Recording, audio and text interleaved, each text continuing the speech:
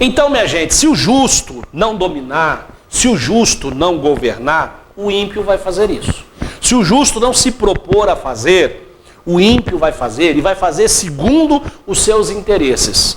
E não adiantará eu, você, a igreja, fazer ato profético, orar, clamar para que o reino de Deus venha e se manifeste, se nós não trabalharmos por este reino aqui na terra, através de algo que Deus nos levantou para ser. E eu quero te dar um exemplo bíblico, que está aqui em Juízes, capítulo 9, versículos 7 a 15. Deixa eu abrir minha Bíblia junto com você, ó. Dá tempo de você abrir aí, ó. Juízes, capítulo 9, 7 a 15. Aqui está a parábola de Jotão. E nessa parábola, a Bíblia diz que as árvores queriam constituir um rei. Eu não vou entrar no contexto da história, na questão teológica e histórica, porque senão a gente vai sair do propósito. Vamos ter que explicar tudo e vai ficar mais longo do que esse assunto já é. Mas o versículo 8 diz que foram elas, árvores, tentar constituir um rei. E disseram a oliveira: ó oliveira, reina tu sobre nós. Porém a oliveira lhes disse: deixaria eu a gordura, a minha gordura, que Deus e os homens em mim prezam, e iriam parar sobre as árvores? Então disseram as árvores à figueira: vem tu, figueira, reina sobre nós. Porém a figueira lhes disse: deixaria eu a minha doçura, o meu bom fruto, e iria pairar sobre as árvores? Então disseram as árvores à videira: vem tu, videira, reina sobre nós. E a videira disse: eu deixaria o meu mosto que alegra a Deus e aos homens, e iria parar sobre as árvores? Então as árvores disseram ao espinheiro: vem tu, espinheiro, reina sobre nós. E disse o espinheiro às árvores: se na verdade vocês me ungem rei sobre vós, vinde, confiai-me debaixo da minha sombra. Mas se não, saia fogo do espinheiro que consuma os cedros do Líbano. Você prestou atenção aqui que 3 árvores excelentes, com frutos excelentes, foram convidadas a reinar sobre as árvores e elas não quiseram? Elas prezavam demais pelos seus bons frutos, pela boa, vou usar a linguagem de hoje, boa imagem, bom caráter, boa fama que elas tinham, o que as pessoas mais gostavam nela. Se eu for entrar para a vida política, pastor, vão me chamar de ladrão, vão falar que eu não presto, que eu sou interesseiro, que eu só quero dinheiro. Vou deixar eu aqui minha vida tranquila e boa que eu já vivo para arrumar problema? Deixa que o povo se dane para lá. Este é o pensamento de muito cristão. Muito cristão aí que acha errado um pastor estar na política, um crente estar na política, um irmão estar na política, mas vota na pessoa, desculpe, né, e usar um termo aqui que o Espírito Santo não deixou usar, ainda bem, né? Vota no pior indivíduo da face da terra. Pessoa que ele nunca viu, não conhece, não faz ideia de quem é. Ou vota lá no camarada que vai vir contra a fé dele, vai vir contra os princípios de família dele, vai vir contra os valores dele, vai vir contra a escritura, vai desonrar o Deus dele. Você prestou atenção? 3 árvores, figueira, oliveira e videira, nenhuma quis reinar sobre as árvores. Aí as árvores, né, na necessidade de ter um governante, na necessidade de ter um rei, né, porque Deus instituiu o sistema de governo, a humanidade não vive sem isso. Se você prega anarquia, você não sabe o que é anarquia. Uma vida sem governo, uma vida sem regras, sem princípios e valores, não é aconselhável, não é bíblico, não está dentro do princípio de Deus. Ok? Deus estabeleceu o sistema de governo e autoridade.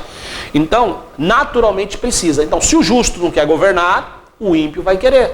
Como a videira, a oliveira e a figueira não quis, o espinheiro disse: eu aceito, mas é do meu jeito. Entendeu? Então, se o cristão, se o homem justo, se a pessoa de bem não quer, o espinheiro vai dizer: eu topo. E sabe o que ele vai dizer? Ele vai falar assim: agora é do meu jeito. E aí ele vai vir com as suas ideias, com os seus costumes, com a sua cultura. Ele vai impor a sua forma de ser. E ele não vai aceitar que seja de outro jeito. Você viu o que o espinheiro falou? Ou vocês dançam a minha música, ou o meu fogo vai consumir vocês. Você está entendendo? Quando o justo não se posiciona, não participa, ele não está lá para fazer a mudança, não adianta ficar de fora criticando, falando, querendo se manifestar. Por quê? Porque aí quem está no poder, quem está no governo, vai usar a função de poder e governo para calar você. Para dizer: ei, eu mando aqui, vocês me colocaram aqui, vocês votaram em mim, eu estou aqui para decidir. Então, se a gente colocar uma maioria de deputado e senador com um pensamento totalmente contrário ao princípio cristão, aos valores de família, que não teme a Deus, que leis vão ser aprovadas? Quais são os projetos que serão apresentados? A maioria deles fora desse princípio. E de que vai adiantar depois a igreja ficar em Facebook, sou contra, hashtag sou contra, hashtag... Não vai adiantar porcaria nenhuma. Aí você tem um deputado cristão, um senador cristão, um vereadorzinho cristão para lutar contra a maioria. E esses que estão lá, eles representam uma maioria. E aí, no sistema democrático de direito, a maioria prevalece sobre a minoria. E não me venha falar de desigualdade. É justo, se uma maioria no país, na cidade, no estado, preza por isso, a minoria tem que entender, olha, a maioria aqui prevalece, desde que não seja algo, claro, desumano ou injusto, arbitrário, ok? Nós temos que entender isso. Eu não oro e nem quero estabelecer e nem estou dizendo que temos que ser um país evangélico, um governo evangélico. Não é isso, é um governo justo. Só que um homem só vai governar de forma justa se ele temer a Deus, se ele crer na palavra, se ele respeitar os princípios e valores que nós entendemos à luz da Bíblia. Então, meu irmão, essa história de ser isentão na política não existe. Isentão, cristão isentão, é cristão omisso, covarde, que está negando a sua fé. E é na política, é na hora do voto, é na hora de participar que a gente precisa se posicionar também. Não é só pregando o evangelho. Ser luz e sal é também ali, na reunião do bairro, no conselho de classe, na eleição do Grêmio, no conselho de saúde da cidade. Quantos cristãos se importam com isso? Quantos cristãos valorizam isso? Eu sempre incentivei meus filhos a participar, conselho de classe, Grêmio da escola. Se você for nas escolas que os meus filhos participaram, você vai lá e vai ouvir testemunhos que eles sempre estiveram fazendo parte desse tipo de liderança. Eu os influenciei indiretamente. Eu sempre gostei de participar da vida pública e política da minha cidade. E eu estou fazendo esses depoimentos públicos sobre a visão cristã política para abrir teus olhos. É importante que você participe. Não fazendo politicagem, barganhando voto, negociando a votação dos membros da igreja, do seu grupo. Não usando mau uso da sua influência, porque eu tenho tantos membros nas mãos, eu quero cargos, tem que votar isso, tem que aprovar aquilo. Não! À luz da palavra de Deus. Nós vamos ter a sequência de vídeos sobre esse tema e nós vamos falar sobre o político como agente de Deus e o político como agente do diabo.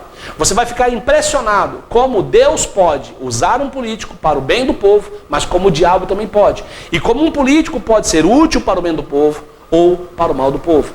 Então, meu irmão, minha irmã, abra seus olhos, esteja atento, porque nós como cristãos temos que participar da vida política, pública da nossa cidade, estado e nação, de forma consciente, com esclarecimento, não com fanatismo. Não tenha político de estimação, não seja aquela pessoa muito sanguínea quando for falar de política. Cuidado para você não defender homens injustos de forma injusta, contra o seu irmão. Seja pacífico, seja compreensivo. Entenda que nem todos têm pleno entendimento sobre política. Eles só participam da política de 4 em 4 ou de 2 em 2 anos, com base no que eles veem no horário gratuito eleitoral. Nunca acompanharam política, nunca estudaram, nunca conversaram amplamente sobre o assunto. E você precisa ter graça e paciência também para instruir o seu irmão. Meu conselho, claro que esses vídeos que estamos fazendo não esgotam esse assunto, mas ele contribui para conhecimento. O meu conselho é que nós como igreja promovamos fóruns sobre isso, promovamos palestras, workshops sobre isso, instruamos a galera jovem e adolescente. Por quê? Porque eles estão sendo influenciados pela mídia, pelos youtubers e estão sendo influenciados pela máquina que foi instrumentalizada no meio educacional do Brasil.